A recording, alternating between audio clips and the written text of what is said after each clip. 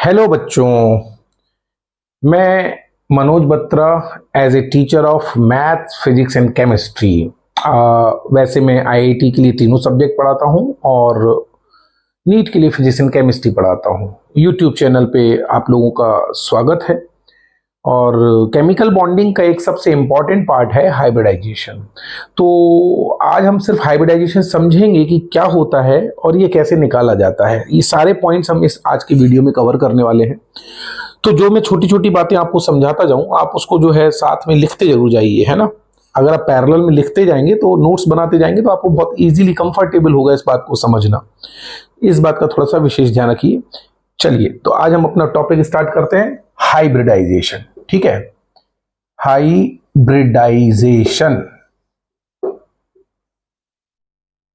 ठीक है, चलिए, हाइब्रिडाइजेशन को समझना है तो पहले हमें पास्ट में एटॉमिक स्ट्रक्चर के ऊपर वापस जाना पड़ेगा। ठीक है, एटॉमिक स्ट्रक्चर में क्या है आप जानते हैं, एस ऑर्बिटल। ठीक है, एस ऑर्बिटल। एस ऑर्बिटल का आपको शेप पता है ना, कौन सा होता है? Spherical in shape. This is spherical in shape. ये नॉन डायरेक्शनल होता है क्योंकि कोई भी इसके साथ दूसरा वाला ऑर्बिटल आके अटैच होके किसी भी डायरेक्शन में इसका अटैच हो जाता है। ठीक है, पी ऑर्बिटल की बात कर लेते हैं। तो पी में 3 ऑर्बिटल्स होते हैं हमारे, देखिए कौन कौन से हैं। ये एक्स पे डंबल शेप है, पी एक्स। ठीक है, पी वाई। ठीक है, and this one is P Z. ठीक है, ये तीनों मैंने ऑर्बिटल बना दिए, P X, P Y and P Z. ये शेप आपको याद होंगे, है ना, एक्स एक्सिस पे, वाई एक्सिस पे और जेड एक्सिस पे। हाइब्रिडाइजेशन क्या कहता है? हाइब्रिडेशन कहता है कि ये सारे ऑर्बिटल्स आपस में इंटरमिक्स हो जाएं और किसी नए हाइब्रिड ऑर्बिटल को जन्म दें। ठीक है, ये तो हाइब्रिडेशन की बात है, डिटेल में और बाद में बताया जाएगा। लेकिन हाइब्रिडेशन क्या होता है और कैसे इसको निकाला जाता है, जो हमारा एग्जाम पर्पज है वो हमारा सॉल्व होना चाहिए, है ना।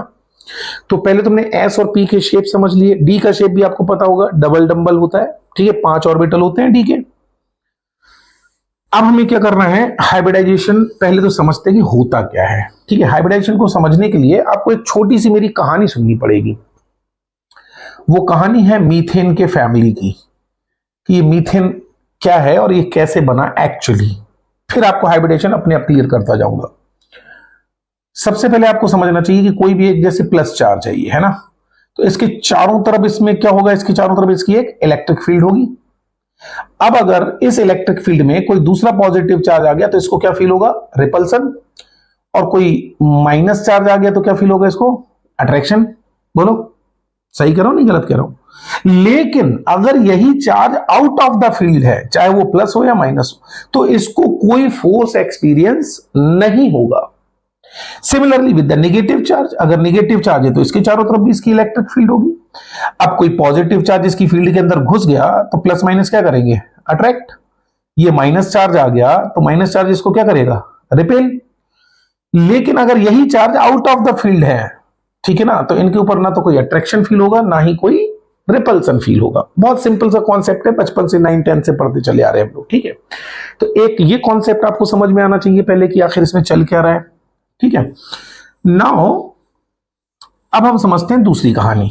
ऑफ वाउ ने आपको ये बताया था ना कि ऑर्बिटल्स 1s 2s 2p इस तरह से एक सिस्टमेटिक ऑर्डर में अरेंज होता है। तो हर किसी की एक एनर्जी होती है। अगर हम एक ही शेल की बात करें तो एनर्जी का ऑर्डर होता है s की सबसे कम, then p, then d, then f, same shell के लिए। अदरवाइज हमने ऑफ वाउ प्रिंसिपल से भी सीखा है, पता है ना कैसे, 1s 2s 2p 3s 3p 3d and so on, इस तरह से 4s 4p 4d 4f बनाते जाएंगे और ये एनर्जी लेवल डायग्राम अपना हम बना ले जाएंगे। ठीक है, इससे हमें एक एनर्जी का ऑर्डर मिल जाएगा। वो ऑर्डर क्या होगा हमारा? 1s। देखो एरो जहां हिट करता जाए, अगला एरो यहां हिट कर रहा है, दैट इज 2s। तीसरा एरो देखो 2p से आया और 3s में चला गया तो क्या हो गया? 2p and then 3s। फिर क्या हुआ? 3p से आया 4s से चला गया, 3p 4s। अब ध्यान देना, थर्ड शेल में p भी है और डी भी है, लेकिन 3p के बाद ये 4s में इलेक्ट्रॉन एंट्री कर गया। क्यों कर गया एंट्री? क्योंकि s ऑर्बिट 4s की एनर्जी 3d से क्या होती है, लोअर होती है, तो इलेक्ट्रॉन पहले लोअर एनर्जी में जाता है। तो ये पूरा खेल ही हाइब्रिडाइजेशन का एनर्जी की वजह से ही है कि आखिर एनर्जी का रिडिस्ट्रीब्यूशन कैसे होना है हमारा, है ना, समझ रहे ना आप। चलिए, तो अब मैं थोड़ा सा इसको मिटाता हूं, ये थोड़ा सा हल्का सा इंट्रो देना था ताकि आपको ध्यान आ जाए कि ये एनर्जी ऑर्डर वगैरह क्या होते हैं। अब कहानी करते हैं हम लोग मीथेन की स्टार्ट, ठीक है, कि मीथेन के अंदर आखिर क्या चल रहा होता है। इलेक्ट्रॉनिक कॉन्फ़िगरेशन के हिसाब से चलते हैं। कार्बन का एटॉमिक नंबर कितना होता है, 6। चलो इसको फिलिंग करते हैं, कितना आएगा हमारा, बोलिए, 1s2 2s2 2p2। जो सेकेंड शेल है हमारी, ठीक है ना, इसके जो इलेक्ट्रॉन्स हैं, वैलेंस शेल इलेक्ट्रॉन या फिर आउटर मोस्ट शेल इलेक्ट्रॉन, ये ही बॉन्डिंग में पार्टिसिपेट करने वाले इलेक्ट्रॉन्स होते हैं। ये हमने वैलेंस शेल इलेक्ट्रॉन्स बना दिए और ये वैलेंस शेल हो गई हमारी s और p। चलिए इसको हम ड्रॉ करके भी देखते हैं। ये 1s, ये कार्बन की बात चल रही है अभी, है ना, इसमें 2 इलेक्ट्रॉन हो गए। ये जो इलेक्ट्रॉन फिलिंग है ये किसके हिसाब से फिल कर रहे हैं हम लोग, बोलिए, हुंड महाराज की जय हो, हुंड महाराज की जय हो। हुंड बाबा जो है वो बता रहे हैं कि हमें ऐसे भरना है इलेक्ट्रॉन्स। अब मैं इनकी एनर्जी के लेवल पे चर्चा कर लेता हूं कि 1s है, इसकी एनर्जी कम है। कुछ भी एक एग्जांपल मान लीजिए, एनर्जी को नंबर दे दीजिए उसको, मान लो ये नंबर हमने दे दिया 10। 2s की एनर्जी थोड़ी तो इससे हाई है, तभी तो एनर्जी 1s के बाद 2s में जाता है। सपोज कर लीजिए इसकी एनर्जी कितनी है, 20। अब बात कर लेते हैं किसकी, 2p की। तो 2p में हर किसी की एनर्जी मान लेते हैं हम लोग 50, ठीक है। ये ऑर्बिटल्स, एक p ऑर्बिटल अभी खाली बचा है हमारा। अब होना क्या है कि कहानी कुछ इस तरह से चलेगी कि एक कार्बन है और उसके अंदर ये पूरा सिस्टमेटिक अरेंजमेंट है, इलेक्ट्रॉन सारे अपने अपने ऑर्बिटल्स में बैठे हुए हैं। इसने, कार्बन ने 4 हाइड्रोजन के साथ बॉन्डिंग बनाने का फैसला किया। अब ये चारों हाइड्रोजन जब तक ये दूर दूर है तो इसके अंदर जो हाइड्रोजन का इलेक्ट्रॉनिक कॉन्फ़िगरेशन होता है वो क्या होता है हमारा, 1s1। तो एक इलेक्ट्रॉन तो हाइड्रोजन के पास भी है ना, ये इलेक्ट्रॉन, ठीक है। तो जब तक ये कार्बन से दूर है तब तक तो कोई बात नहीं। तो उस स्थिति को हम लोग क्या बोलते हैं, ग्राउंड स्टेट। कौन सी स्टेट बोलते हैं, ग्राउंड स्टेट। तो ये जो हमने बनाया है कार्बन का हिसाब किताब, ये क्या है, ग्राउंड स्टेट है। मतलब when there is no hydrogen is आसपास टू कार्बन, मतलब इसके आसपास हाइड्रोजन के, कार्बन के आसपास अभी कोई नहीं है। अब होगा क्या, धीरे धीरे रिक्वायरमेंट क्या है, हर एटम चाहता है कि मेरे आउटर मोस्ट में कितने इलेक्ट्रॉन हो जाए, कितने हो जाए, 8। हाइड्रोजन क्या चाहता है, हाइड्रोजन चाहता है कि मेरे आउटर मोस्ट में कितने हो जाए, 2। क्यों हो जाए, ताकि हम अपनी एनर्जी को क्या कर सके, मिनिमाइज, स्टेबलाइज कर सकें खुद को। और स्टेबल कंडीशन तब आती है जब वैलेंस शेल इलेक्ट्रॉन हमारे पास कितने हो जाए, आउटर मोस्ट इलेक्ट्रॉन कितने हो जाए हमारे पास, 8। तो कार्बन को अपने 8 इलेक्ट्रॉन की डिमांड पूरी करनी है, हाइड्रोजन को अपने 2 इलेक्ट्रॉन की डिमांड पूरी करनी है। अब कहानी का सार क्या है, ये कहानी क्यों बनाई जा रही, तो होता क्या, जैसे जैसे ये हाइड्रोजन कार्बन के पास में आ गए, ये देखिए, अब ये सारे इलेक्ट्रॉन, और ये कार्बन की फैमिली है, कार्बन की फैमिली चाह रही है कि मेरे पास 8 इलेक्ट्रॉन हो जाए। अब 8 इलेक्ट्रॉन मतलब कैसे आएंगे, बॉन्ड बनाने भी तो आएंगे। तो होगा क्या, ये हाइड्रोजन अगर इसको दे दे और ये हाइड्रोजन इसको इलेक्ट्रॉन दे दे तो भी इसके पास 6 हो जाएंगे। और ऐसा तो है नहीं कि 2-2 हाइड्रोजन जाके इसके अंदर घुस जाए अकेले में ना, कम से कम उसके पास एक होना चाहिए, एक मेरे पास होना चाहिए, तब तो बॉन्ड नहीं कहेंगे। दोनों किसी घर में मेहमान बन के कैसे बैठ जाएंगे भाई। आजकल हम कोऑर्डिनेट जो कोवेलेंट बॉन्डिंग की बात कर रहे हैं, तो कोवेलेंट का मतलब है ना कि इक्वली शेयर करें। तो अगर ये 2 हाइड्रोजन इसके साथ आ भी जाए तो हाइड्रोजन के पास, कार्बन के पास कितने हो जाएंगे इलेक्ट्रॉन, 6, और 2 हाइड्रोजन जुड़ ही नहीं पाएंगे। तो अब देखो फैमिली की कहानी, तो इन इलेक्ट्रॉनों के वजह से जब ये पास आ जाएंगे, ये सारे पास आ जाएंगे, ठीक है ना, तो इसके अंदर जो इलेक्ट्रॉन है, वैलेंस शेल इलेक्ट्रॉन या आउटर मोस्ट इलेक्ट्रॉन, इसका ये वाला इलेक्ट्रॉन उचक के जंप करके यहां पहुंच जाएगा। क्यों पहुंचेगा, क्योंकि जो हाइड्रोजन इसके पास में आ रहा था उसकी एक इलेक्ट्रिक फील्ड थी, और उस इलेक्ट्रिक फील्ड की वजह से वह इस 2s इलेक्ट्रॉन के ऊपर लगा रिपल्सन, माइनस माइनस चार्ज में क्या होता है, रिपल्सन। और उस रिपल्सन की वजह से क्या होगा, जे भैया हमारे उचक के यहां से कहां पहुंच गए, लास्ट वाले में। ये महाराज इलेक्ट्रॉन महाराज यहां पहुंच गए। अब देखो कार्बन की फैमिली में क्या होगा। तो जब ये ऐसा हुआ तो इसको बोलते हैं एक्साइटेड स्टेट। एक्साइटेड स्टेट समझो, ऐसा समझिए कि कार्बन की ये जो है 4 इलेक्ट्रॉन है या 4 लड़के हैं, इनकी शादी होनी है और 4 लड़कों के लिए हमें क्या चाहिए, 4 लड़कियां चाहिए। हाइड्रोजन के पास एक एक इलेक्ट्रॉन है, सबकी फैमिली में एक एक लड़की है, तो सब लोग सोच रहे हैं कि हमारी शादी हो जाएगी। अब क्या हुआ, वे चारों हाइड्रोजन जिनकी एक एक लड़की है, जो इनके गेस्ट बन के आए हैं, वो खड़े हो गए इनके पास और ये कह रहा है कि देखो मेरे पास एक इलेक्ट्रॉन है, मेरे पास एक इलेक्ट्रॉन है, मेरे पास इलेक्ट्रॉन है, मेरे पास इलेक्ट्रॉन है, मैं चाहता हूं कि मेरे कितने इलेक्ट्रॉन हो जाए, 2। और कार्बन क्या चाहता है कि मेरे पास 8 चाहिए। अकेले हम इस लड़की की शादी इसके साथ कर देंगे तो 5 हो जाएंगे, बाकी के 3, तो 3 और दूल्हे खड़े तो है। तो होगा क्या, ये इसके पास बॉन्ड बनाने के लिए जाएगा, ये इसके पास जाएगा, ये इसके पास जाएगा, ये इसके पास जाएगा। ऐसा होना चाहिए प्रैक्टिकली, लेकिन ऐसा होगा नहीं। क्यों नहीं होगा, जब ये हाइड्रोजन इसके पास पहुंचेगा ना, तुरंत दूसरा हाइड्रोजन इसके पास में आ जाएगा और इसको मारेगा। ये क्या हुआ, इसने इसको क्यों मारा, आपस में झगड़ा स्टार्ट। तीसरा आया, उसने मारना शुरू कर दिया, चौथा आया उसने, तो यहां पर क्या शुरू हो गई बताओ, लड़ाई। अब क्वेश्चन ये है कि ये लड़ाई शुरू हुई क्यों। भाई सबके पास एक एक बॉन्ड बनाने के लिए इलेक्ट्रॉन मिल रहा था, आराम से अपना जाते, ये इससे इलेक्ट्रॉन अपना जो है बॉन्ड बना लेता, ये इससे बॉन्ड, ये इससे बॉन्ड, इससे बॉन्ड, कार्बन के पास 8 हो जाते और हर एक हाइड्रोजन के पास कितने हो जाते, 2 2। ऐसा हो सकता था ना, फिर इन्हें लड़ने झगड़ने की जरूरत क्यों पड़ गई। That's the point. अब लड़ने की वजह तो देखनी पड़ेगी। देखिए हर एक इंसान क्या चाहता है कि मैं मिनिमम एनर्जी में जाऊं। दुनिया की सारी चीजें अपनी एनर्जी को क्या करने की कोशिश कर रही हैं, मिनिमाइज करने की कोशिश कर रही हैं। तो हाइड्रोजन का इंटेंशन इस इलेक्ट्रॉन से नहीं था। ये जो हाइड्रोजन था, ये हाइड्रोजन मारा जा रहा था क्योंकि एस की एनर्जी कम थी, और जिस कम एनर्जी वाले ऑर्बिटल में ये घुस जाएगा तो उसमें उसको स्टेबिलिटी ज्यादा मिलेगी, क्योंकि हर एक इलेक्ट्रॉन चाहता है कि मैं मिनिमम एनर्जी वाले ऑर्बिटल में जाऊं ताकि मैं ज्यादा देर स्टेबल रहूं। तो अब देखो ना, एस की एनर्जी कितनी है 20 और पी की एनर्जी कितनी है 50। ये इक्वल लेवल के हैं, इसको डीजेनरेटेड ऑर्बिटल्स कहा जाता है जब इक्वल एनर्जी के ऑर्बिटल्स होते हैं। तो ये क्या है, अब इसके पीछे सब इसलिए मर रहे हैं क्योंकि इस ऑर्बिटल की या इस कमरे की एनर्जी लो है, और लो वाले के साथ हमें बॉन्ड बनाने पे हमें स्टेबिलिटी मिलती है हाई। तो हर एक हाइड्रोजन इसके पीछे पड़ गया, ये तीनों बेचारे ऐसे मुंह ऐसे ताक रहे, क्या होगा मेरी शादी क्यों नहीं होगी। अब जब ये तीनों ताक रहे तो कार्बन की फैमिली में तो कलह मच गया ना, कार्बन की फैमिली में कलह मच गया। ये कह रहे भाई ये क्या हो रहा है, ये क्यों सब इसके लिए शादी के लिए मरे जा रहे हैं, ये वो। अब घर में चर्चा हुई कार्बन की, कार्बन भी चाहता है मेरे पास 8 हो जाए, चाहता तो वो भी है, पर इस लड़ाई झगड़े को देखते हुए कार्बन ने क्या कहा कि हम इस लड़ाई का निपटारा कैसे करें। तो आपस में डिस्कशन स्टार्ट हुआ, और डिस्कशन के बाद इसने कार्बन ने ये बोला कि देखो, मतलब आपस में बोले ये सब लोग इसके पीछे क्यों पड़ रहे, बोले पापा इसकी ना एनर्जी बहुत कम है और हमारी एनर्जी ज्यादा है। बोले तो समाधान क्या है, आपस में डिस्कशन चला। बोले क्यों ना हम आपस में ये सारे डब्बे जोड़ दें, 1 2 3 4, चारों डब्बे हम आपस में अटैच कर दें और चारों की एनर्जी क्या कर दें, मिनिमाइज कर दें।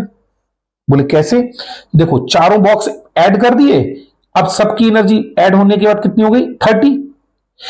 अब 30 होगी एनर्जी, तो लॉस कितने का हो गया हमारा, देखो 150 और 20, 120 था 170 में से ये 120, तो लॉस कितने का 50 का तो लॉस हो गया हमारा। तो वो एनर्जी जो लॉस होगी वो कहां जाएगी, वो बताएंगे अभी कहां जाएगी। तो होगा क्या, ये सारे इलेक्ट्रॉन्स जो थे, इलेक्ट्रॉनों ने कुछ नहीं किया, ये सारे डब्बे आपस में ऐड हो गए, कंबाइंड हो गए। अब जो हाइड्रोजन खड़े थे यहां पर ये, अब बताइए इसमें किसको प्रॉब्लम है। भाई प्रॉब्लम तो ये थी ना, इसके पीछे पहले सब क्यों जा रहे थे, क्योंकि इसकी एनर्जी 20 और बकाया की एनर्जी 50-50, तो सब लो एनर्जी में जाने। अब तो सबकी एनर्जी ही सेम हो गई, एनर्जी सेम होगी तो ये अपने हाइड्रोजन क्या करेगा, ये इससे बॉन्ड बना लेगा, ये इससे बॉन्ड बना लेगा, ये इससे बॉन्ड बना लेगा, ये इससे बॉन्ड। अब देखो हर एक हाइड्रोजन के पास कितने बॉन्ड इलेक्ट्रॉन हो गए, 2। Every hydrogen is satisfied. Carbon हर एक एटम क्या चाहता है, वैलेंस शेल इलेक्ट्रॉन में कितने इलेक्ट्रॉन होने चाहिए हमारे पास, 8। कार्बन के कितने हो गए 8, तो कार्बन भी संतुष्ट और हर एक हाइड्रोजन भी संतुष्ट, सबका लेवल। तो कुल मिला के ये सारी घटना तो समझ में आ गई। तो हमने हाइब्रिडाइजेशन के बारे में अब सीखा क्या, ये सारी चीजें आप कॉपी कर लीजिए। अब मैं की पॉइंट्स बताता हूं कि हाइब्रिडाइजेशन में एक्चुअली हुआ क्या और क्या घटना थी, ठीक है। तो हाइब्रिडाइजेशन में जो जो चीजें हमने सीखी, मतलब पहली डेफिनेशन जो हम बताएंगे कि व्हाट इज हाइब्रिडाइजेशन। तो hybridization is the combination of orbitals. क्या है? Hybridization is the combination of orbitals. Orbitals आपस में कंबाइन होते हैं, so that is called combination of orbitals.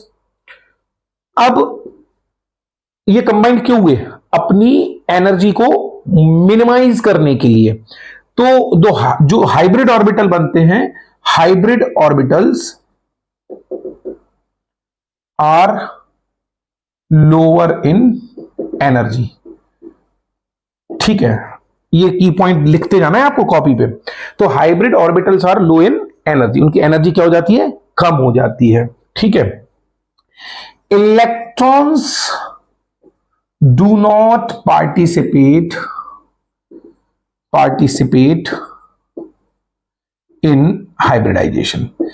Electron participate नहीं करते हैं। पार्टिसिपेट कौन करते हैं? ऑर्बिटल्स। और जो हाइब्रिड ऑर्बिटल्स होते हैं अपनी एनर्जी को क्या कर लेते हैं? मिनिमाइज कर लेते हैं। ठीक है।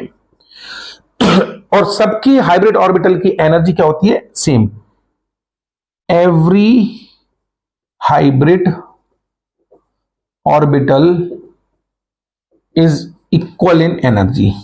Equal in energy. ठीक है। हर एक हाइब्रिड ऑर्बिटल क्या होता है? इक्वल एनर्जी लेवल का हो जाता है। ठीक है, ये भी आपके पास जस्ट क्लियर है, मैंने बताया था एनर्जी को सेम करनी था, पूरा लफड़े जो है एनर्जी का था।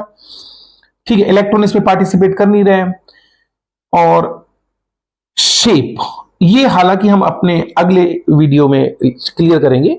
जो शेप ऑफ हाइब्रिड ऑर्बिटल होगा, hybrid orbital is completely different from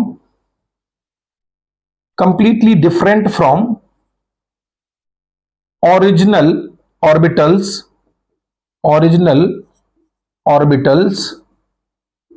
from which it is made। तो ये जो शेप होते हैं हाइब्रिड ऑर्बिटल्स के, ये कंप्लीटली डिफरेंट होते हैं जिनसे ये बनता है। मतलब अभी हमने शेप बताया थी ना एस और पी के, तो इनकी जब मिक्सिंग होगी आपस में, एस और पी तो कंबाइन हुए थे अपनी एनर्जी को, तो ये जब मिक्स होकर हाइब्रिड ऑर्बिटल बनाएंगे तो इनका शेप बिल्कुल डिफरेंट होगा ओरिजिनल एस और पी के शेप से।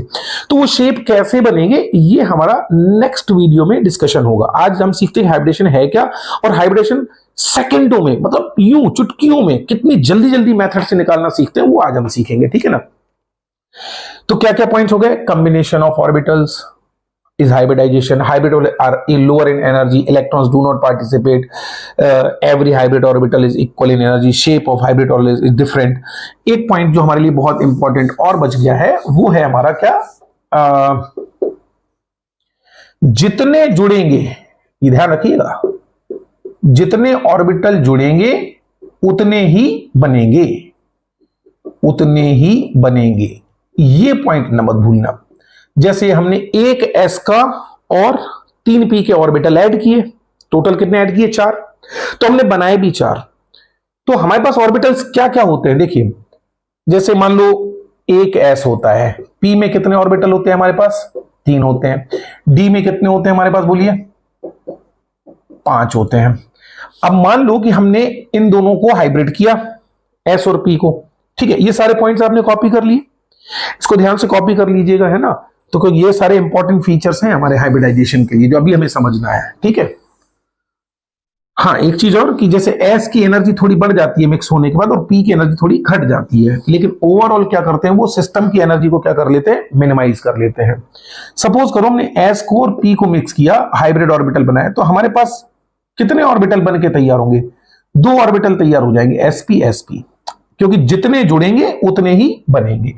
अगर हम एक एस और 3 दो p के ऑर्बिटल मिक्स करेंगे तो हमारे पास कितने ऑर्बिटल बन के तैयार हो जाएंगे? 3, क्योंकि 3 कंबाइंड हो रहे हैं तो बनेंगे भी 3, और इन सब का नाम भी क्या होगा? Same, sp2। ऐसे ही एक s का और 3 p के ऑर्बिटल जोड़ेंगे तो क्या बन जाएगा हमारे पास?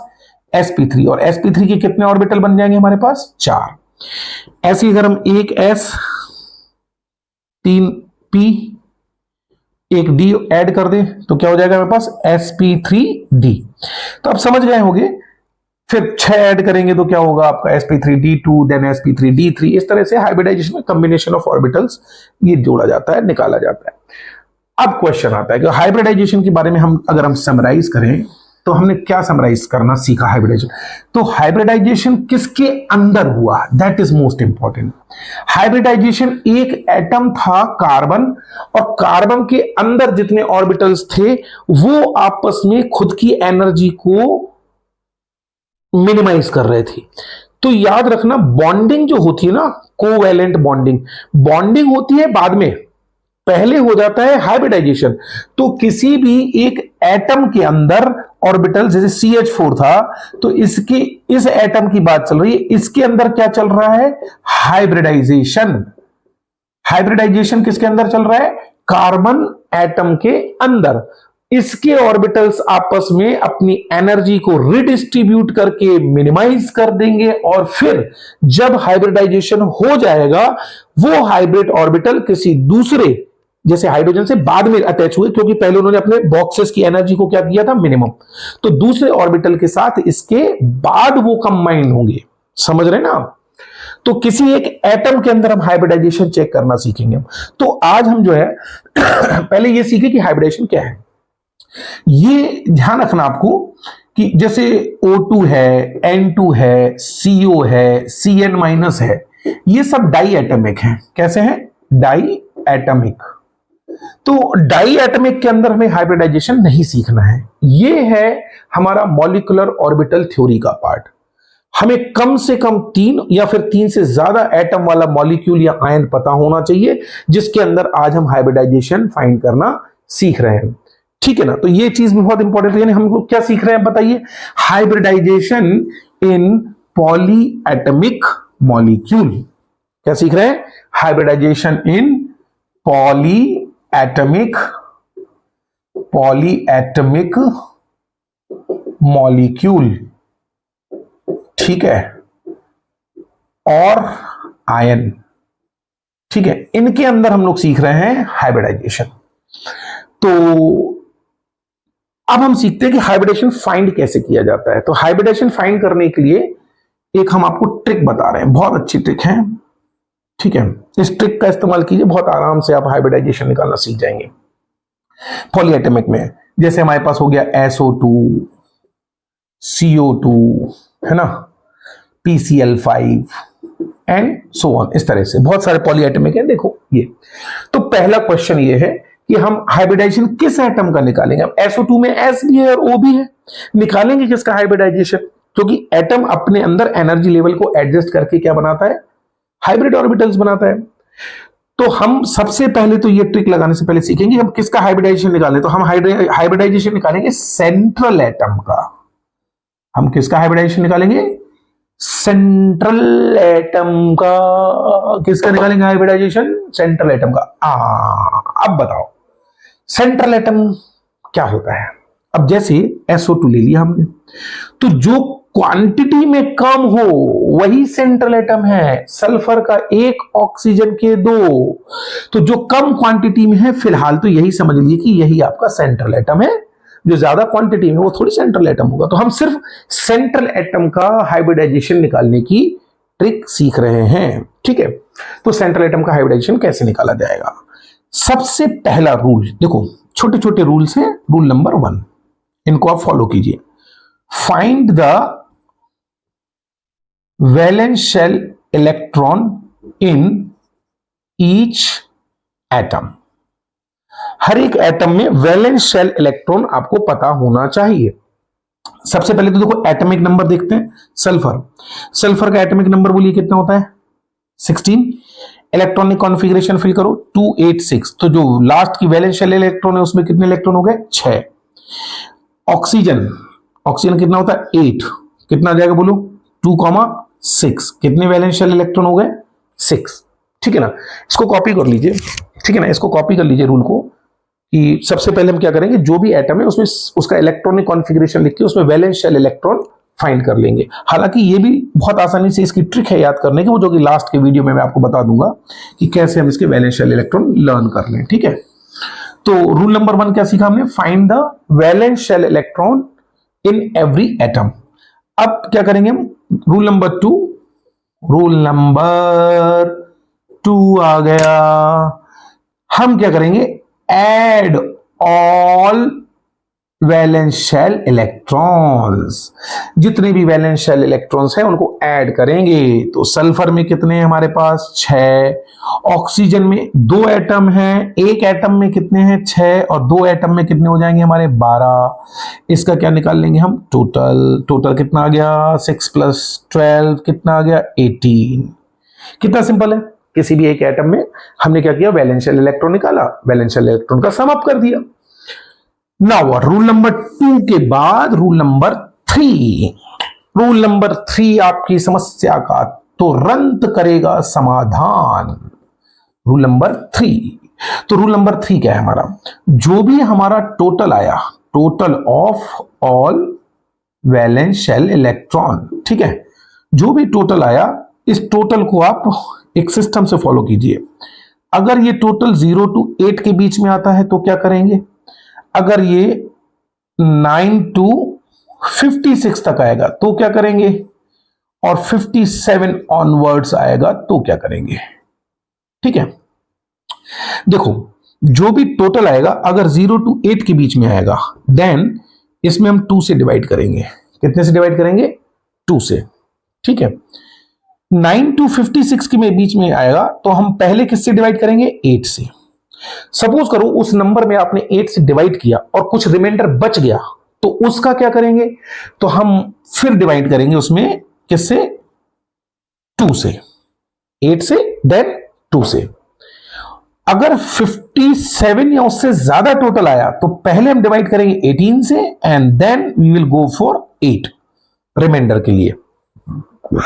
हालांकि आप ये सोच रहे होंगे कि अगर सपोज रिमाइंडर 1 बचा तो 2 का डिवाइड कैसे करेंगे, तो अगर रिमाइंडर 1 बचा तो उसको बोलते हैं ऑड इलेक्ट्रॉन स्पीसीज, ठीक है ना। और ऑड इलेक्ट्रॉन स्पीसीज में हम जो हाइब्रिडाइजेशन निकालेंगे उसको हम अलग मेथड से निकालेंगे, वो हम एक सेपरेट वीडियो में इसकी चर्चा करेंगे, ऑड इलेक्ट्रॉन स्पीसीज का हाइब्रिडाइजेशन कैसे निकाला जाता है, ठीक है।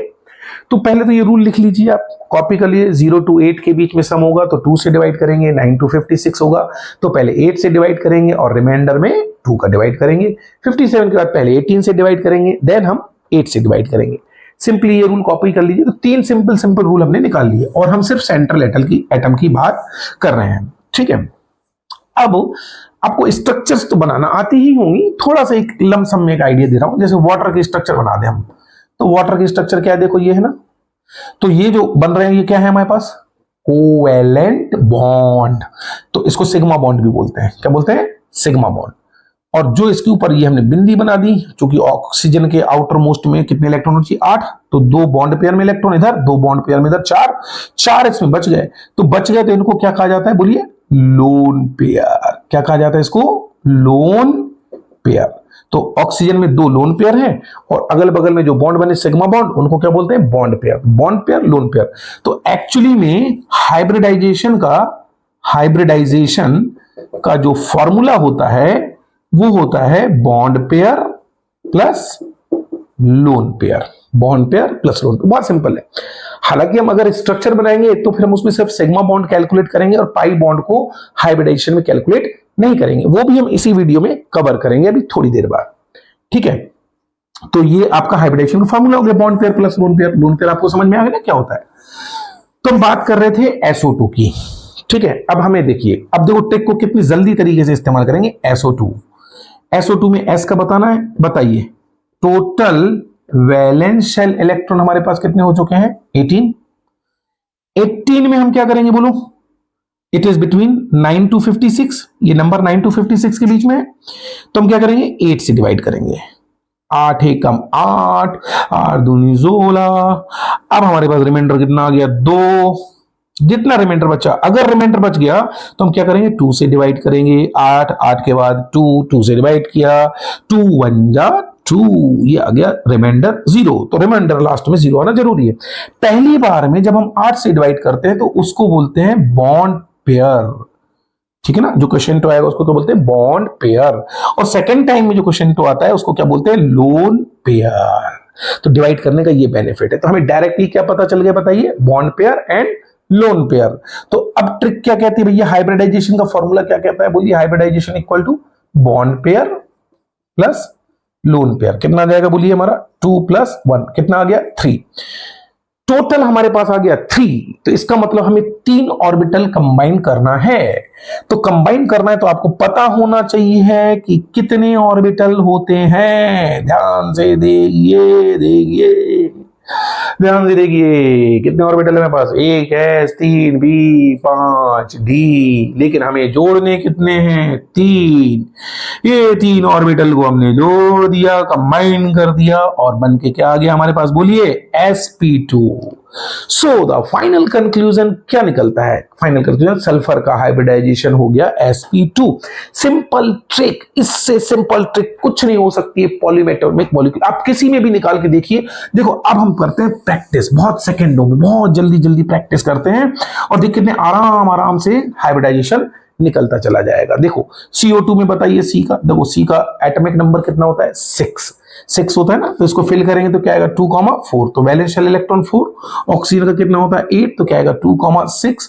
देखो 6 टोटल इलेक्ट्रॉन्स काउंट करो, इसमें कितने हो गए, कार्बन में 4, ऑक्सीजन में कितने हो गए 6, और ऑक्सीजन के हैं कितने 2 एटम, कितना जाएगा 6 दूनी 12 और 4 16 16। The some is between 9 to 56। कितना करेंगे हम 8 से डिवाइड करेंगे 16 में, 8 2 जा 16 0। कितना आ जाएगा बोलो हमारा, ये क्या आ गया बॉन्ड पेयर। लोन पेयर तो आया ही नहीं ना, जो रिमाइंडर 0 हो गया। तो बताओ अब बताओ हाइब्रिडेशन फॉर्मूला क्या होता है, bond pair plus lone pair, 2 bond pair lone pair 0, 2 + 0 कितना आ जाएगा 2। तो 2 ऑर्बिटल्स अगर हम ऐड करेंगे तो हमारा हाइब्रिडेशन क्या बन के तैयार हो जाएगा बोलिए sp। देखिए कितने फटाफट सेकंडों में निकलेगा, कोई ज्यादा टाइम नहीं लगना है। PCl5 में सेंट्रल एटम क्या है बोलो, सेंट्रल एटम है P, क्योंकि ये कम है क्वांटिटी में। Cl के 5 है, P का 1 एटम। जो एटम कम क्वांटिटी में होते हैं उसको बोलते हैं सेंट्रल एटम। तो सेंट्रल एटम P है। P का हाइब्रिडेशन निकालते हैं तो P का एटॉमिक नंबर आपको याद होना चाहिए 15। तो इसका electronic configuration 285, valence shell electron कितने हो गए 5। कुछ चीजें आप याद कर लो, ये है हैलोजन फैमिली FClBrI। हम सभी का हाइब्रिडाइजेशन मतलब वैलेंस शेल इलेक्ट्रॉन के लिए एटॉमिक नंबर याद नहीं करेंगे, हम याद कर लेते हैं इसके वैलेंस शेल में कितने इलेक्ट्रॉन होते हैं 7। उसका रीजन भी है, ठीक है। आपको ग्रुप नंबर के हिसाब से देखेंगे तो 7 आएगा, जैसे आपको पीरियोडिक टेबल में भी हम बता रहे हैं। तो फिलहाल इसमें इन सब में कितने होते हैं 7। तो Cl में कितने होते हैं बताओ, वैसे तो 17 होता है, तो 287। तो हम क्यों 17 नंबर याद रखें एटॉमिक नंबर, हमें तो वैलेंस शेल इलेक्ट्रॉन चाहिए ना। और वैलेंस शेल इलेक्ट्रॉन कितने हमारे इसमें 7। तो बस अब काउंटिंग करिए, इसमें कितने P में 5 और इसमें 7 × 5, 35 + 5 कितना हो गया 40। सम जो है 9 to 56 के बीच में आया, तो कितना आएगा 8 से डिवाइड करेंगे 40 में, कितना जाएगा 8 5 जा 40 0। ये क्या आ गया बॉन्ड पेयर, यानी कि 5 ऑर्बिटल हमें ऐड करना है। तुम्हारे सामने सिंपल सिंपल कितनी बार लिखूं भाई मैं, देख लो तुम्हारे पास ऑर्बिटल की क्वांटिटी फिक्स होती है, 1 S 3 P 5 D, चाहिए कितने 5। तो टिक लगाओ 1 2 3 4 5, इनको कंबाइन करो, हाइब्रिडाइजेशन क्या आ गया हमारा sp3d। कितने सिंपल तरीके से हाइब्रिडाइजेशन निकालते जा रहे हैं आप देख रहे हो ना। हाँ अब एक चीज फंस जाएगी, क्या फंसेगी वो बता रहा हूं, हाइड्रोजन। ये बड़ी खतरनाक चीज है। पीरियोडिक टेबल के टाइम पे भी हाइड्रोजन का प्लेस डिसाइड करने में बड़ी दिक्कत हो रही थी कि हम इसे फर्स्ट ग्रुप में रखें या 7th ग्रुप में रखें। तो जब आप हाइब्रिडाइजेशन निकालते हैं यानी कि FClBrI, तो हाइड्रोजन को हाइड्राइड की तरह ट्रीट करना है आपको, और इसमें भी वैलेंस शेल इलेक्ट्रॉन कितने मानेंगे 7। वैसे आप इलेक्ट्रॉनिक कॉन्फ़िगरेशन बनाएंगे तो इसमें बनाएगा, लेकिन आपको रखना किसको, किस ग्रुप में रखना है इसको, यहां पर रखना है 17 ग्रुप में है, तो वैलेंस शेल इलेक्ट्रॉन कितने हो जाएंगे इसमें 7। लेकिन ये हाइड्रोजन में 7 आपको कब करना है ये भी ध्यान रखें, तब जब आपका वैलेंस शेल इलेक्ट्रॉन का टोटल कितना आ रहा हो 8 और उसमें भी हाइड्रोजन इंक्लूड हो, लाइक दिस। कंफ्यूजन क्यों, क्योंकि आगे हम जब शेप निकालेंगे ना, हाइब्रिडाइजेशन तो आपका तब भी सही निकल सकता है जब आप इसको एक ले लो, तब भी सही निकल जाएगा, लेकिन शेप गड़बड़ हो जाएगा, तो हम वो गलती करेंगे क्यों, जब आगे उसे एक्यूरेट करना है तो हम क्या करेंगे, देखो CH4, ठीक है, ये 3 एग्जांपल देखना ध्यान से। CH4 इसमें कितने वैलेंस शेल इलेक्ट्रॉन है 4, हाइड्रोजन अगर हम 1 लेंगे तो 1 into 4 कितना हो जाएगा 8, 4 + 4 8 हो जाएगा। अब 8 अगर टोटल आ जाए तो फिर इसका मतलब हमें हाइड्रोजन का 1 नहीं लेना है, तो फिर हमें हाइड्रोजन का कितना लेना पड़ेगा 7 into 4 कितना आ गया, 7 चौको 28 और 4 32, 32 डिवाइड बाई 8 8 चौको 32, लो ये 4 बॉन्ड पेयर आ गए, हाइब्रिडेशन क्या आ गया 1 S और 3 P, यानी क्या आ जाएगा sp3, 4 ऑर्बिटल ऐड कर दिया।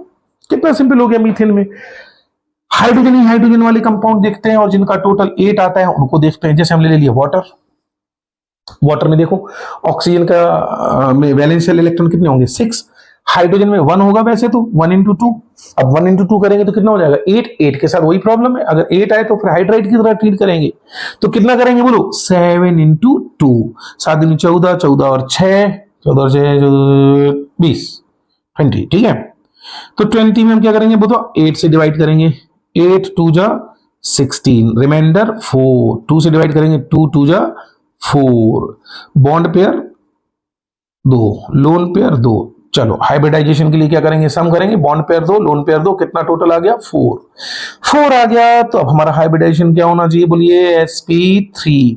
अच्छा इसके पहले मीथेन में भी देखो 4 आ रहा था, तब भी हाइब्रिडाइजेशन sp3 था, लेकिन उसमें बॉन्ड पेयर थे 4, कितने थे बॉन्ड पेयर 4, यहां पर 2 बॉन्ड पेयर 2 लोन पेयर, सम इनका 4 है, हाइब्रिडाइजेशन sp3, समझ रहे हो ना, हाइब्रिडाइजेशन सेम है लेकिन बॉन्ड पेयर और लोन पेयर की क्वांटिटी गड़बड़ है ना, और इसका इफेक्ट किस पे पड़ेगा शेप पे। तो इसलिए हमने गलती इसमें शुरुआत से ही, मतलब गलती करने से हम बच गए कि जब टोटल 8 आ रहा हो हाइड्रोजन को 1 एज्यूम करने पे, तो फिर हमें हाइड्रोजन को 1 ना एज्यूम करके वैलेंस शेल में कितने लेना है 7। ठीक है, ऐसे ही आपके सामने है NH3, बिल्कुल देखो इसमें भी H है। नाइट्रोजन का कितना होता है बोलो, atomic number 7 2,5, valence shell electron 5 हो गए।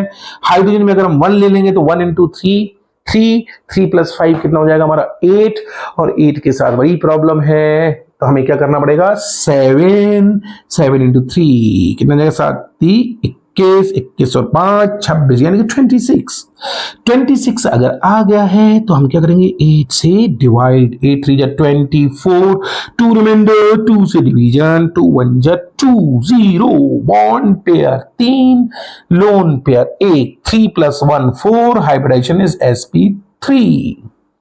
sp3 अमोनिया में भी है, sp3 मीथेन में भी है, sp3 H2O में भी है, तीनों में ही sp3। पर तीनों में देखो लफड़ा क्या है, मीथेन में 4 बॉन्ड पेयर, इसमें 3 bond pair 1 lone pair, water में 2 bond pair 2 lone pair, hybridization same है पर लोन पेयर की क्वांटिटी उसके शेप में डिस्ट्रक्शन पैदा करती है, इसीलिए हाइड्राइड की तरह ट्रीट करा के उसके सही शेप की जानकारी निकाली जाती है। तो ये हमने आपको क्या किया, कुछ मॉलिक्यूल्स में आपको बता दिया। जिनॉन आप जानते हो ना किसमें आता है, इनर्ट गैस में।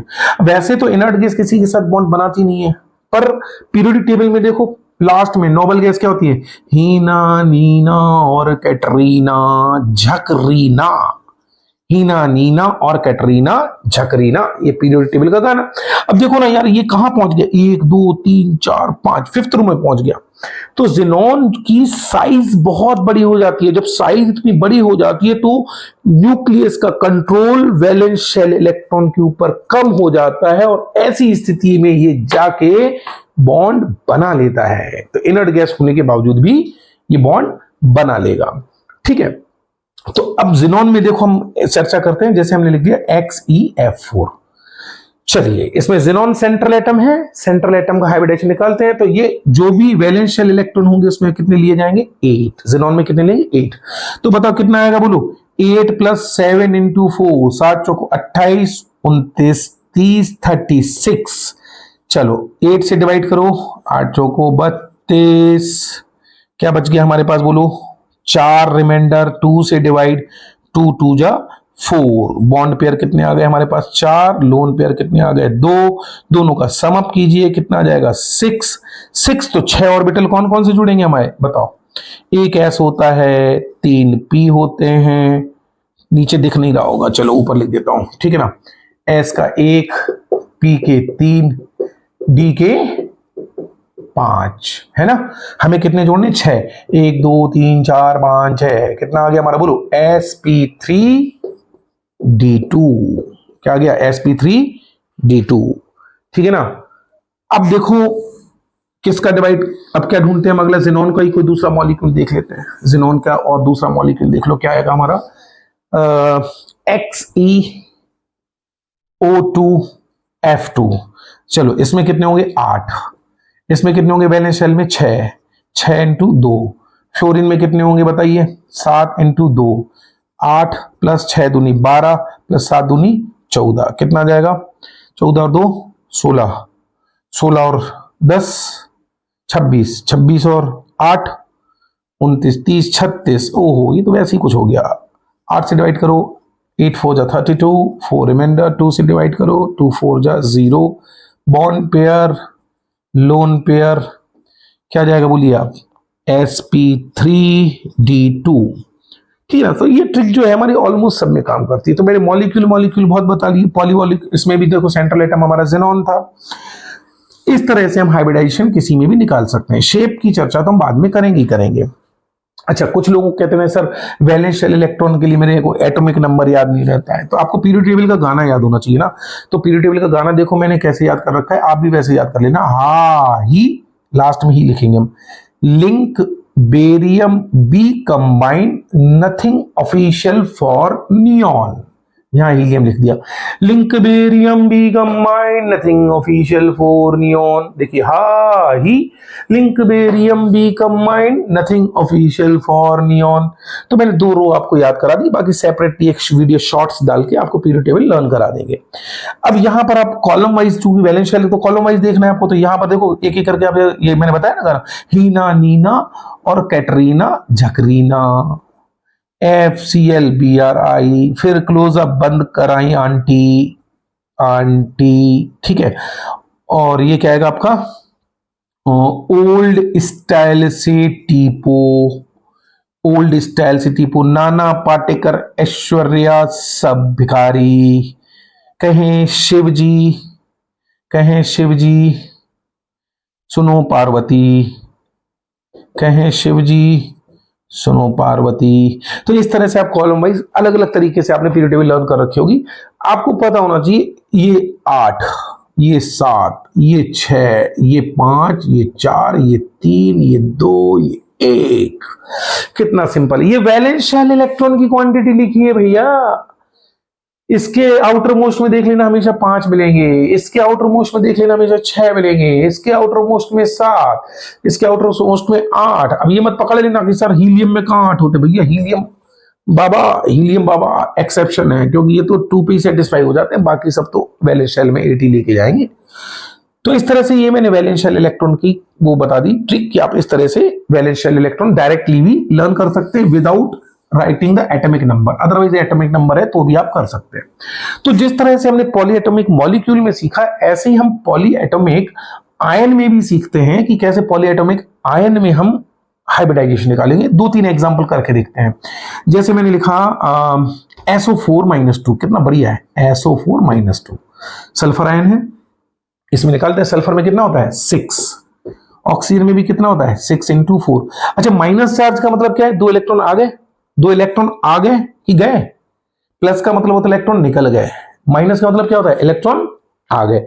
आ गए तो हम क्या करेंगे, प्लस के 2 इलेक्ट्रॉन से ऐड कर देंगे, ऐड करो कितना है 6 × 24 तो 26, 26 और 6 27 28 29 30 31 32 32, लो 8 से डिवाइड कर दो, 8 चौको 32, बॉन्ड पेयर बताओ क्या होगा sp3, क्या होगा sp3।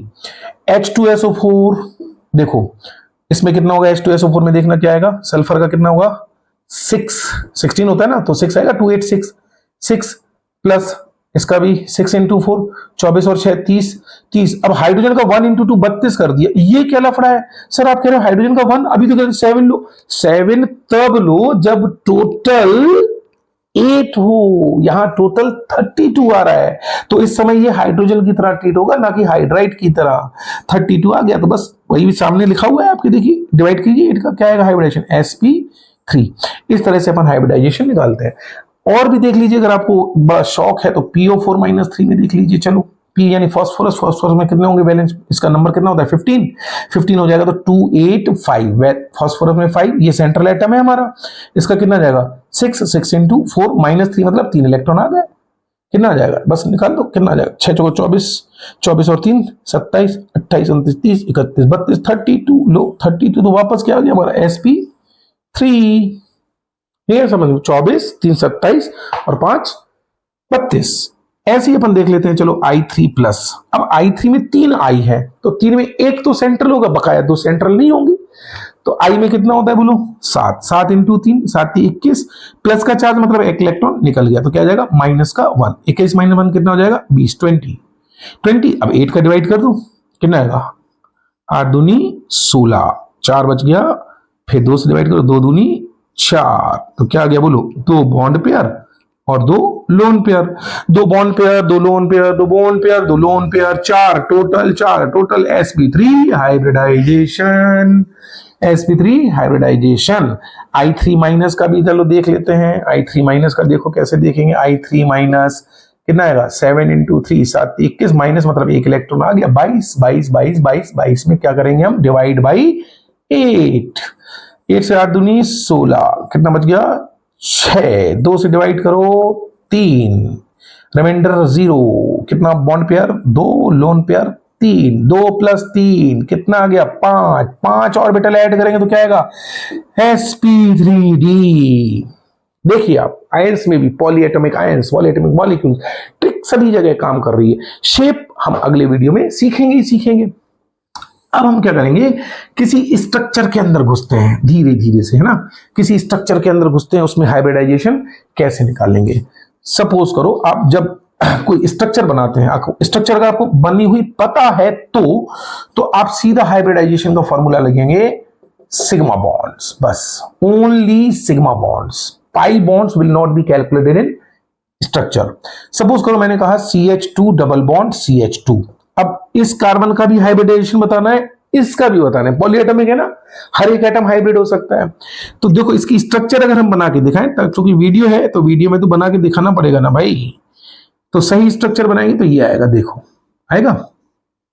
अब देखो सिंगल बॉन्ड को सिग्मा बॉन्ड बोलते हैं, तो ये क्या हो गया सिग्मा, ये क्या हो गया सिग्मा, ये क्या हो गया सिग्मा और ये क्या हो गया पाई। इस कार्बन के अगर हम चारों तरफ देखें तो टोटल 4 बॉन्ड है, क्योंकि कार्बन की वैलेंसी 4 है। सिग्मा बॉन्ड किसमें कितने हैं 3, और एक कौन सा बॉन्ड है पाई, पाई को तो हम गिनते नहीं ना, सिग्मा गिनते, 3 सिग्मा, तो इसका मतलब टोटल 3 आ गया, और टोटल 3 आ गया तो हाइब्रिडाइजेशन क्या जाएगा sp2। इसमें देखो क्या आएगा, इसके चारों तरफ देखेंगे, अब इसके लेफ्ट में देखो एक बॉन्ड और राइट में देखो 2 सिग्मा, 2 और 1 3, तो इसका भी हाइड्रोजन क्या आएगा sp2। इस तरह से किसी स्ट्रक्चर में भी हम हाइब्रिडाइजेशन सिर्फ सिग्मा और पाई बॉन्ड देख के भी बता सकते हैं। अगर इसके अलावा लोन पेयर हो तो आपको पता है लोन पेयर भी स्ट्रक्चर में काउंट तो हो ही जाएगा। देखो CH ट्रिपल बॉन्ड CH क्या आ जाएगा बोलो, इसकी स्ट्रक्चर बनाओ HC triple bond CH, H जो जुड़ा होता है ना कार्बन से वो एक सिग्मा बॉन्ड के बराबर होता है, तो एक सिग्मा ये एक सिग्मा ये, बकाया के 2 तो हमारे पाई है तो यूजलेस है। तो इसके अगर हम लेफ्ट राइट में देखेंगे तो 2 सिग्मा, 2 सिग्मा तो क्या आएगा sp, इसके लेफ्ट राइट में देखेंगे एक इधर क्या आएगा बोलो sp। कितना सिंपल हो गया, किसी भी स्ट्रक्चर से आप निकाल सकते हो हाइब्रिडाइजेशन, ठीक है ना। और आगे बढ़ते हैं, चलो एक कोई खतरनाक सा ऑर्गेनिक का स्ट्रक्चर बना लेते हैं, उसमें हाइब्रिडाइजेशन देखो हम निकाल ले जाएंगे बड़े आराम से। सी सी सी सी सी सी सी सी सी सी सी सी सी, हाँ देखो ये देखो आप कितना मस्त स्ट्रक्चर बन गया हमारे पास, वाह क्या बात है। हाइड्रोजन बैलेंस कीजिए, कार्बन की वैलेंसी 4 होती है, इधर 1 आ जाएगा, इधर 3 आ जाएंगे, इस महाराज को 1 भी नहीं मिलेगा, इसको भी नहीं मिलेगा, इसको भी नहीं मिलेगा, इसको मिल जाएंगे 3, ठीक है। चलो अब देखो इस कार्बन से 3 हाइड्रोजन अटैच्ड है, मतलब ये लेफ्ट में 3 सिग्मा और एक राइट में बॉन्ड है सिंगल, तो ये भी सिग्मा, इसके साथ 4 सिग्मा बॉन्ड आ गया, तो 4 से क्या बन जाएगा बोलो sp3। इसके बगल में देखो एक इधर 2 और एक हाइड्रोजन 3, 3 से क्या बनेगा sp2। इसमें देखो लेफ्ट में एक सिग्मा एक pi, pi useless, sigma sigma sigma, 3 sigma क्या आएगा sp2। इसमें देखो एक सिग्मा और 3 हाइड्रोजन, 3 सिग्मा, 1 और 3 कितने 4, 4 से क्या आएगा बोलो sp3। इधर देखो कितना आएगा, एक लेफ्ट में एक राइट में, 2 सिग्मा 2 पाई यूजलेस, क्या आ जाएगा sp, ओनली sp। इसमें क्या आएगा सिग्मा सिग्मा क्या आएगा sp, इसमें क्या आएगा sp3, क्योंकि 3 इधर और 1 इधर, ठीक है ना। क्लियरली देख लो एक बार अच्छे से, कहीं कुछ गड़बड़ तो नहीं होगी। 1 2 3 ठीक है, sp2 एक एक ओके, इट्स ओके। तो इस स्ट्रक्चर में भी हमने देखो हाइब्रिडाइजेशन कितना आराम से निकालना सीख लिया, तो ऐसा कोई खतरनाक काम नहीं है। अब देखो हम सीखते हैं हाइब्रिडाइजेशन में बहन जी नहीं बेंजीन, बेंजीन बोले तो बहन जी, बड़ी खतरनाक बहन जी है ये। चलो स्ट्रक्चर वाइज बनाते हैं, CH2 CH2 CH2 CH2 CH2 CH2, ये आ गया double single double single double. ओ ये क्या हो गया, कार्बन की वैलेंसी 5 हो गई। ओह एक एक हाइड्रोजन तो हटाना पड़ेगा, 5 कैसे कर सकते वैलेंसी बताओ, 4 होनी चाहिए ना, 4 होगी वैलेंसी। अब देखो किसी भी एक कार्बन को देख लो, आपको क्या दिखेगा, एक सिग्मा इधर एक सिग्मा इधर, एक हाइड्रोजन एक सिग्मा ये, और ये कौन सा है पाई, पाई तो कैलकुलेट करेंगे नहीं, हम इस कार्बन को ऑब्जर्व कर रहे हैं। एक सिग्मा और एक हाइड्रोजन वाला सिग्मा, तो कितने हो गए मेरे पास सिग्मा, 3 सिग्मा हो गए तो sp2, सब कुछ सिमेट्रिक है, सारे एटम्स हैं, सब में क्या है हाइब्रिडेशन sp2। अच्छा ऐसी स्ट्रक्चर बनाते तो बच्चे बड़े कंफ्यूज हो जाते हैं, सर हाइब्रिडेशन sp2 कैसे, एक सिग्मा इधर एक सिग्मा इधर।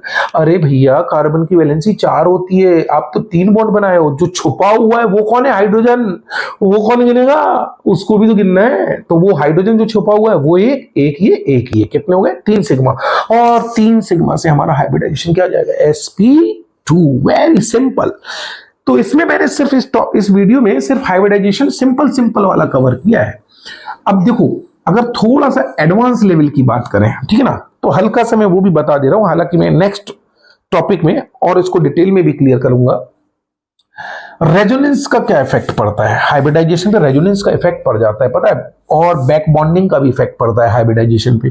तो ये इफेक्ट कैसे देखे जाते हैं, अच्छा बाई स्ट्रक्चर अगर कभी आपको जैसे हाइब्रिडाइजेशन निकालना हो, जैसे ये और ये, तो आप देखो ये सिग्मा, तो ये सिग्मा हो गया और ये बन गए तुम्हारे 2 लोन पेयर, तो सिग्मा माने बॉन्ड पेयर, ये लोन पेयर, तो 2 + 2 कितना आ गया 4, यानी कि sp3। तो स्ट्रक्चर में तो आपको लोन पेयर जो है आप किसमें क्या करते हो, लोन पेयर को हाइब्रिडेशन में काउंट करते हो ना, तो हाइब्रिडेशन निकल गया।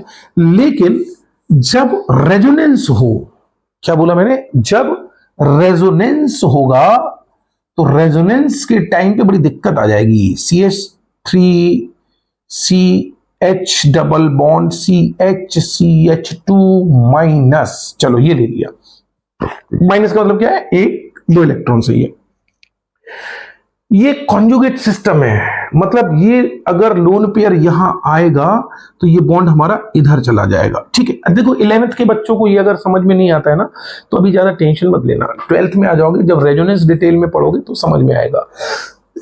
अभी तो सिर्फ मैं इतना बता रहा हूं कि देखो रेजोनेंस में होता क्या है।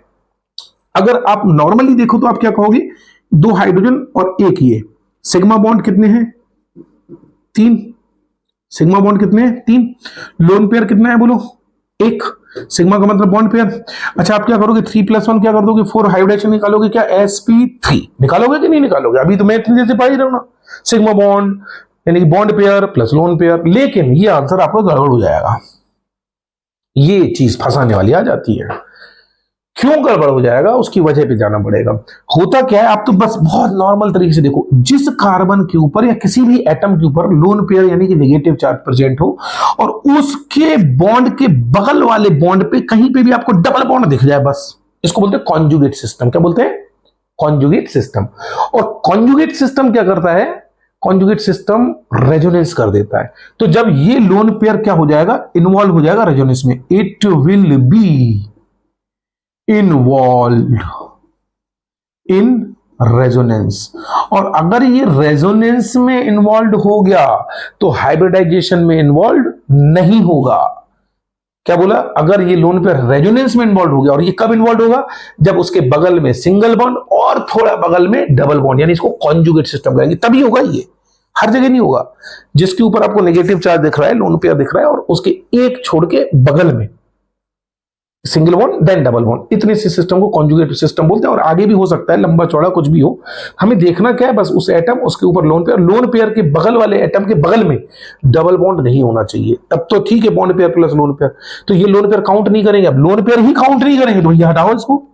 जब ये हट गया तो सिर्फ क्या बॉन्ड पेयर बचे, 3, हाइब्रिडेशन क्या हो जाएगा, sp2, ठीक है ना। लेकिन अगर यही मैं काम इसमें दे दूं, CH3 CH2 CH2 माइनस, अब बताओ, अब भी देखो बॉन्ड पेयर कितने हैं, 3, लोन पेयर कितने हैं, 1, टोटल 4, तो हाइब्रिडेशन क्या होगा, sp3, या sp3 होगा या sp2 होगा, अब क्या होगा, अब ये sp3 ही होगा, क्योंकि इसके बगल में सिंगल बॉन्ड, सिंगल के बगल में सिंगल है, जबकि यहां अगर डबल बॉन्ड होता तो ये काउंट नहीं किया जाता। तो कॉन्जुगेट सिस्टम हो, यानी सिंगल, सिंगल के बाद डबल, तो इसको कॉन्जुगेट सिस्टम कहेंगे। और कॉन्जुगेट सिस्टम में लोन पेयर अगर रेजोनेंस में पार्टिसिपेट कर रहा है तो उसको हाइब्रिडाइजेशन में काउंट नहीं किया जाता। हालांकि इसके ऊपर मैं एक पूरा फुल सेपरेट वीडियो बनाऊंगा, थोड़ा सा छोटा सा। तो अब हमें अगले लेक्चर में 2-3 चीजें सीखनी पड़ेंगी, मतलब जब हम सीखेंगे बैक बॉन्डिंग, क्या सीखेंगे, बैक बॉन्डिंग। बैक बॉन्डिंग से क्या होगा, हाइब्रिडेशन में क्या इफेक्ट पड़ेगा, और ये अभी जो मैंने थोड़ा बताया रेजोनेंस, रेजोनेंस का क्या इफेक्ट पड़ेगा, रेजोनेंस स्पेलिंग सही है, सब गड़बड़ कर दिया, रेजोनेंस, तो क्या होगा, बैक बॉन्डिंग होगी, रेजोनेंस होगी, इन सब का हाइब्रिडाइजेशन पे इफेक्ट पड़ता है, और ये खतरनाक इफेक्ट पड़ता है। इस खतरनाक इफेक्ट को हम क्या करेंगे, सीखेंगे एक स्पेशल टॉपिक में कि what is the effect of on hybridization of by these factors. तो आज के लेक्चर के लिए तो मुझे सिर्फ इतना ही, हाइब्रिडाइजेशन ही कवर करना था, कि जिसमें मैं आपको ट्रिक बता सकूं पॉलीएटॉमिक में कैसे निकालेंगे, डाइएटॉमिक की हम बात नहीं करेंगे, उसमें मॉलिक्यूलर ऑर्बिटल थ्योरी पड़ेगी। तो इस तरह से हमने हाइब्रिडाइजेशन निकालना सीख लिया, जो कि केमिकल बॉन्डिंग का एक छोटा सा पार्ट है, but very important in chemical bonding. उम्मीद करता हूं, आशा करता हूं आप लोगों को ये हाइब्रिडाइजेशन वाला टॉपिक अच्छे से क्लियर हुआ होगा। और अगर आपको पसंद आया तो प्लीज मेरे चैनल को लाइक एंड सब्सक्राइब कीजिए।